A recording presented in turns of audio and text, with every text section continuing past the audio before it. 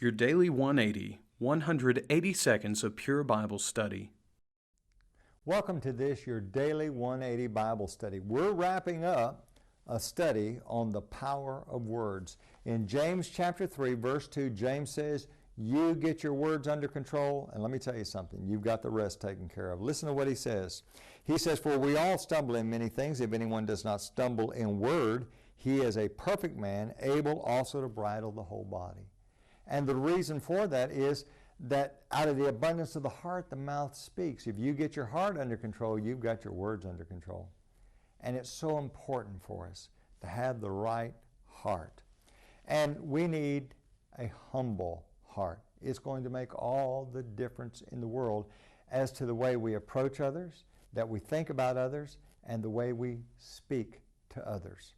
Now, in the book of Philippians chapter 2, there he's going to talk about the attitude that we need to have, but again begins by talking about the type of attitude that we need to have toward one another. Listen to what he says beginning in verse number 1. Therefore, if there's any consolation in Christ, if any comfort of love, if any fellowship of the Spirit, if any affection and mercy, fulfill my joy by being like-minded, having the same love, being of one accord and one mind. Now listen to this. Let nothing be done through selfish ambition or conceit, but in lowliness of mind. Let each esteem others better than himself.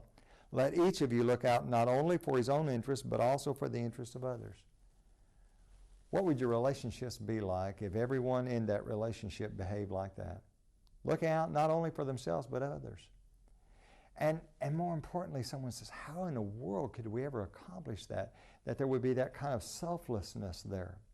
Look at verse number 5 of Philippians 2. Let this mind be in you, which was also in Christ Jesus, who, being in the form of God, did not consider it robbery to be equal with God, but made himself of no reputation, taking the form of a bondservant and coming in the likeness of men. The passage goes on to talk about the fact that he was so humble he was willing to die, even the death of the cross. Now let me ask you this. Not only how would it affect all your relationships if there was that kind of humility present, how would it affect the words that you use if there was that kind of humility involved? And you say, well, you know, my husband, my wife, well, someone needs to have the attitude of Christ. He died on the cross, not because of how good we are, but because of the great love he had for us. And we need to think about that in all of our relationships and in all of the words that we use.